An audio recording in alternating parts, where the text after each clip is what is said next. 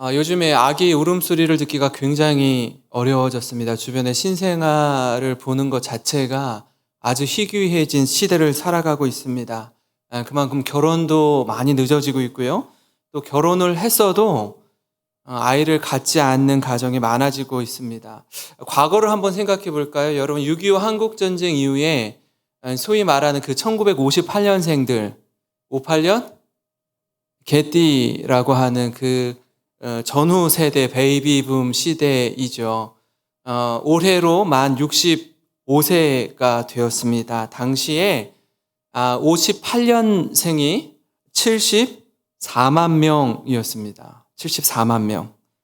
그런데 그로부터 65년이 지난 작년 2022년생 인구를 조사했더니 74만 명이 24만 명이 되었습니다.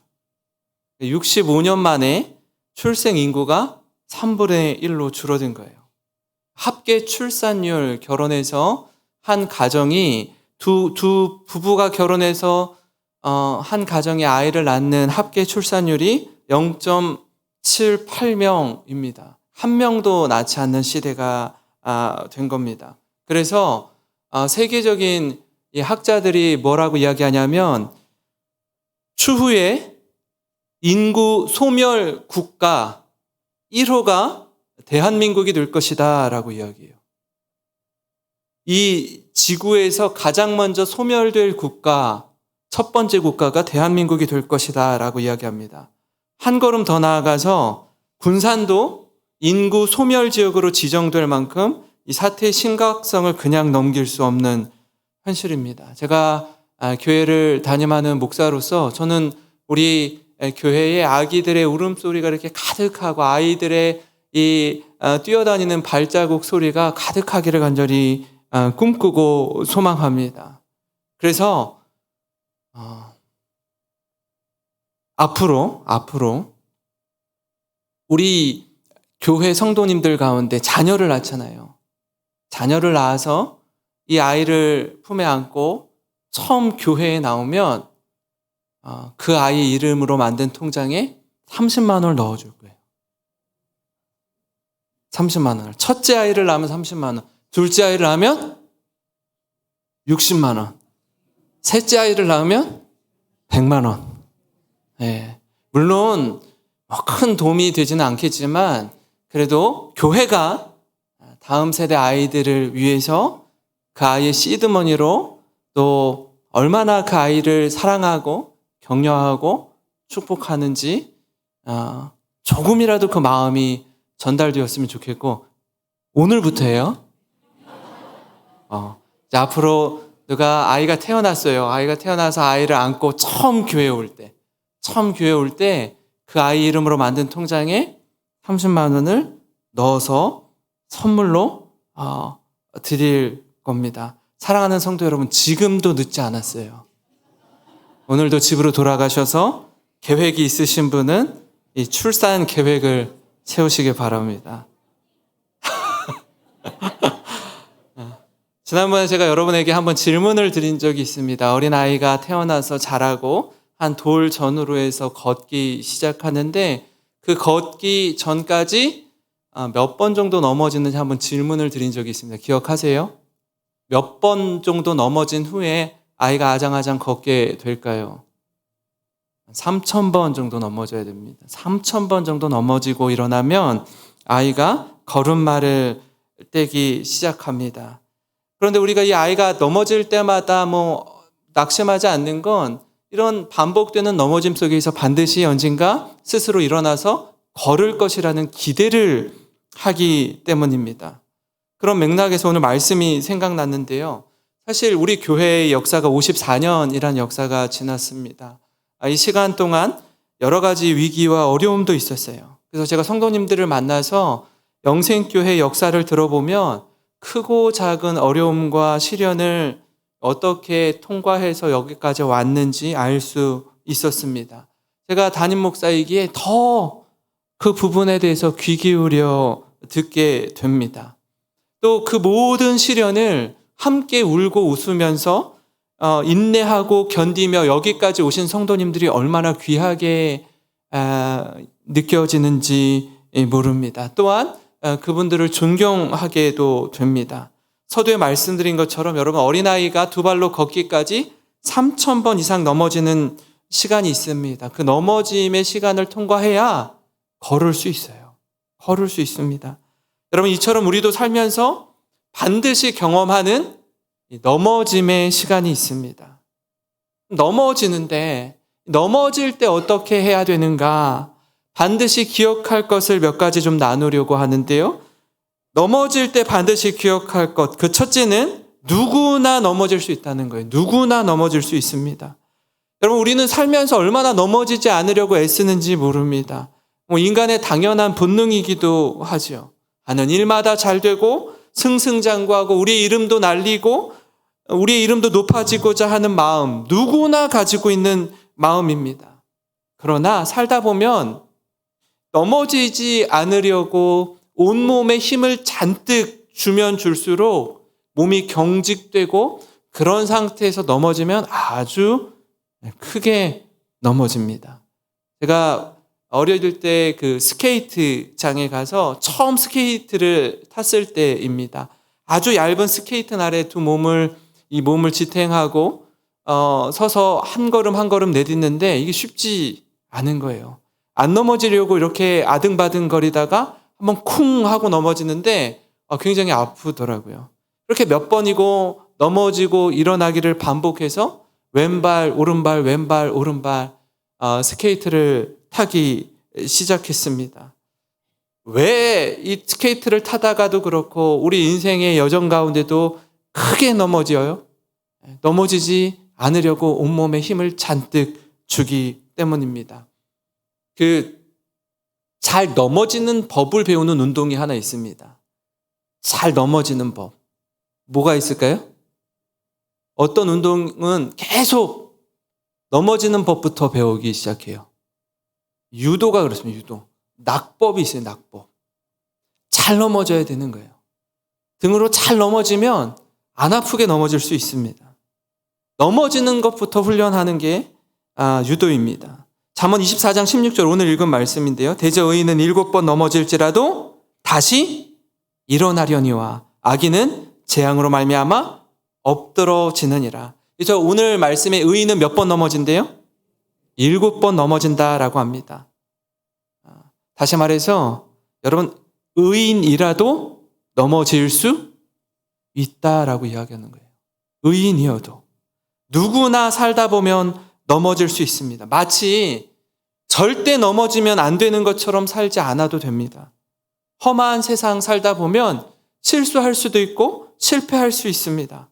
성경에도요, 넘어진 사람들 이야기로 가득 차 있다는 걸 우리가 알 수 있습니다. 하나님의 마음에 합했던 사람 누구죠? 다윗입니다. 다윗도 아주 크게 한번 넘어졌습니다. 언제죠? 우리아의 아내 밧세바를 범한 사건입니다. 그의 인생의 최전성기에 넘어졌어요. 자신의 충신이었던 우리아의 아내 밧세바를 범했습니다. 간음죄를 저질렀죠. 여러분, 간음죄를 덮기 위해서 무슨 죄까지 저질러요? 살인죄까지 저질러요. 죄를 덮으려고 하다가 더 큰 죄를 지었습니다. 넘어져도요, 아주 크게 넘어졌어요. 그런가 하면 베드로 역시 넘어졌습니다. 여러분, 예수님의 십자가를 앞에 두고 베드로가 뭐라고 호언장담을 하죠? 다른 사람은 다 주를 버릴지라도 저만큼은 주님을 버리지 않겠습니다. 내가 주님과 함께 죽을지언정 주님을 배신하지 않겠습니다. 라고 아주 크게 장담했던 베드로였습니다. 그러나 그렇게 자신만만하게 이야기하고 나서 채 하루도 지나지 않아서 예수님을 3번이나 모른다고 부인했어요. 마지막 3번째 부인할 때는 저주하며 맹세하여 가로되 나는 저 사람을 알지 못한다 라고 이야기했습니다. 베드로도 그렇게 넘어졌습니다. 모세 역시 그 절체절명의 순간에 물에서 건짐을 받죠.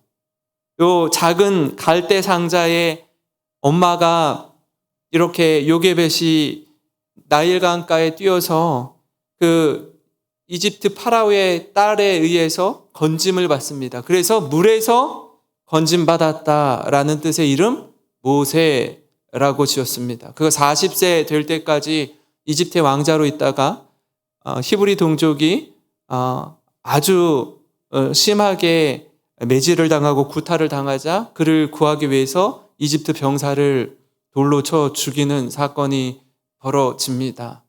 그 정도 하면 히브리인들이 자기 동족들이 이 이집트 왕자 모세가 우리 편이구나, 우리를 위하는구나 라고 생각할 줄 알았어요.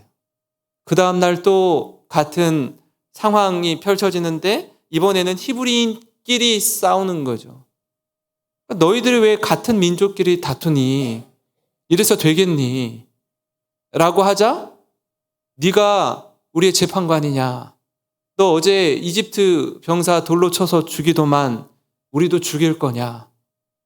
이 이야기를 듣고 광야 40년 시간을 보냅니다. 그들에게는 모세는 그저 이집트의 왕자일 뿐 자신들을 위하는 자라고 여기지 않았습니다. 그 이상도 이하도 아니었어요. 하나님의 마음에 합했던 다윗도, 예수님의 수제자였던 베드로도, 구약을 대표하는 리더 모세도 다 넘어졌습니다. 성경은요, 위인전이나 영웅일기가 아닙니다. 좋은 이야기로만 가득 채우지 않았어요. 이건 좀 안 적었으면 좋겠는데, 이건 치명적인 아킬레스건인데, 그에게 있어서 치명적인 약점인데 그것마저도 기록했습니다. 본받고 싶은 모습도 있지만 넘어짐과 실패의 모습도 그대로 담고 있습니다. 사랑하는 성도 여러분, 우리는요, 누구나 넘어질 수 있습니다. 그리고 우리는 모두 넘어진 경험이 있습니다. 아마 어떤 분은 그렇게 여길지 모르겠어요. 내가 경험한 이 실패, 내가 겪은 이 아픔은 평생에 씻을 수 없는 수치요 아픔이라고 여기는 분도 있을 겁니다. 그리고 스스로 이렇게 생각하는 거예요. 나보다 더 크게 넘어진 사람은 없을 거야. 스스로 그렇게 생각하는 거예요. 나보다 더 큰 실패를 경험한 사람은 없을 거라 여기는 겁니다. 그렇지 않습니다. 다윗을 보십시오. 베드로를 보십시오. 모세를 보십시오. 우리가 그토록 본받기를 열망하는 저들마저도 크게 넘어졌습니다. 그럴 수 있습니다. 그렇기에 낙심의 자리에 주저앉지 마시기 바랍니다. 넘어진 그 자리에서 용기를 내어 일어서는 우리 모든 성도 되시길 주님의 이름으로 축원합니다. 그럼 그런가 하면 넘어질 때 반드시 기억할 것 두 번째는요, 넘어짐을 통해 자신을 돌아보는 게 중요합니다. 우리는요, 누구나 넘어질 수 있습니다.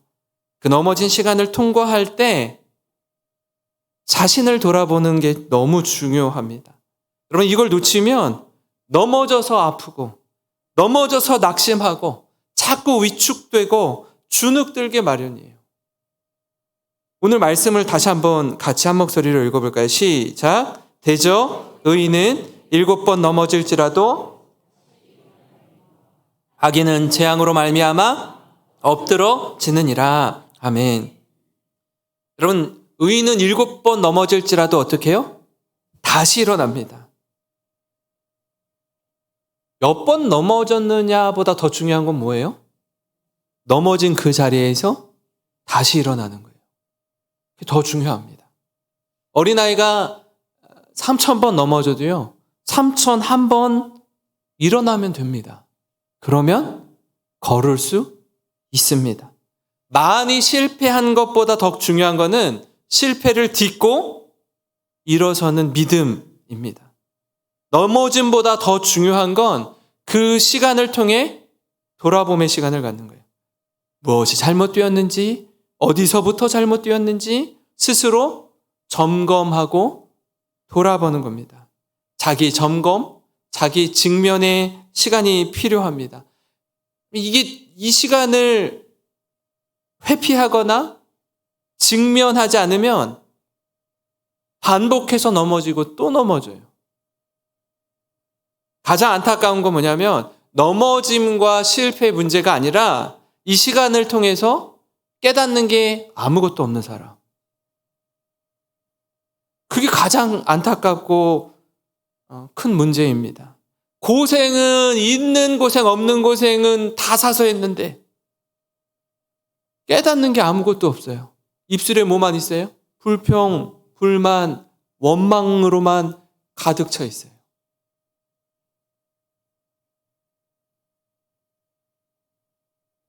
내일 수능입니다. 42만 명의 학생이 수능을 치릅니다. 예나 지금이나 학력고사 때나 수능이나 여러분 모든 수험생들에게는요, 이 인생의 큰 전환점을 맞이하는 시간입니다. 아이들이 지난 시간을 살아오면서 떨어진다라는 게 뭔지 경험해 보지 못했어요. 실패라는 게 뭔지 경험해 보지 못했습니다. 내 뜻대로 안 된다라는 게 뭔지 경험하는 순간이기도 합니다. 그래서 기대한 결과가 나오지 않으면 재수도 하고 삼수도 하고 장수하는 사람도 있어요. 눈물을 삼키는 시간을 갖습니다. 저도요, 재수를 했습니다. 사실 저는 신학을 하려고 하지 않았어요. 저는 교사가 되려고 했습니다. 공부 열심히 했어요. 근데 공부하다가 제 안에 그런 줄 몰랐는데 좋은 대학에 들어가고자 하는 욕심, 이 간판에 대한 욕심이 있다라는 걸 알게 되었습니다. 고등학교 3학년 2학기 때 진로를 갑자기 변경했어요. 한 학기 앞두고 몇 개월 앞두고 부모님이 다 말렸습니다. 교사가 되려고 했는데 그 교사 가운데 제가 좋은 대학에 가려면, 최고 좋은 대학에 가려면 체육교사를 해야겠다라고 갑자기 진로를 체육으로 바꿨어요. 부모님이 다 반대했습니다. 명문대학에 들어가려고 진로를 바꾸고 자기 합리화를 통해서 체육교사가 되고자 했습니다. 그래서 어떻게 됐을까요? 떨어졌을까? 여기 있죠. 떨어졌어요. 정말 부끄럽더라고요. 고개를 못 들겠더라고요. 왜요? 제가 어마어마한 고집을 부렸거든요. 제가 원하는 대로 했는데 결과는 보기 좋게 떨어졌습니다. 너무나 부모님께 죄송하고 이 시간을 통해서 인생을 배우고 겸손을 배우고 하나님의 뜻을 구했습니다. 좀 보니까 제 딸이 저기 와 있더라고요. 내일 수능 보는 딸이. 제가 몇 번이나 얘기했어요. 은결아, 대학 떨어져도 돼. 괜찮아. 최선을 다한 그 모습을 격려한다. 괜찮다라고 몇 번이고 얘기했어요. 왜요? 저도 떨어져 본 적이 있기 때문에. 그게 얼마나 힘든 건지 알기 때문에. 사랑하는 성도 여러분, 누구나 넘어질 수 있습니다. 그러나 넘어진 그 자리에서 자신을 돌아보고 직면하는 시간이 너무나 소중합니다. 이 시간을 통과하면서 성숙에 이르고 성장의 기회로 삼으시기 바랍니다. 뿐만 아니라 하나님의 뜻 안에서 우리 인생을 재해석하는 안목, 하나님의 비전을 찾는 저와 여러분이 되기를 주님의 이름으로 축원합니다. 마지막으로요, 여러분 넘어질 때 기억할 것은 주님을 힘입어서, 하나님을 힘입어서 다시 일어서라는 거예요. 우린 누구나 넘어질 수 있습니다. 자빠질 수 있어요. 실족할 수 있습니다. 그러나 넘어지는 것으로 포기하면 안 됩니다. 넘어진 그 자리에서 벌떡 일어나야 합니다. 다시 한번 16절 말씀을 읽을 텐데요. 대저 의인은 7번 넘어질지라도 다시 일어나려니와 악인은 재앙으로 말미암아 엎드러지느니라. 의인과 악인의 차이점이 뭐죠? 다시 일어나느냐? 엎드러지느냐. 일어나야 합니다. 주저앉아 있을 수 없어요. 그러나 일어나는 그 과정이 결코 쉽지 않습니다. 극복하고 일어나는 거예요. 훌훌 털고 마음을 새롭게 하는 겁니다. 하나님의 은혜를 힘입어서 다시 소망을 갖는 거예요. 김주환 씨의 회복 탄력성이라는 책이 있는데요. 그 중에 일부를 제가 한번 읽어드리겠습니다. 성공을 위해서는 반드시 실패가 필요한 법이다. 별다른 고생 없이 평탄한 삶을 산 사람 중에 커다란 업적이나 성취를 이룬 사람을 찾아보기 힘들다. 그것이 세상의 이치다.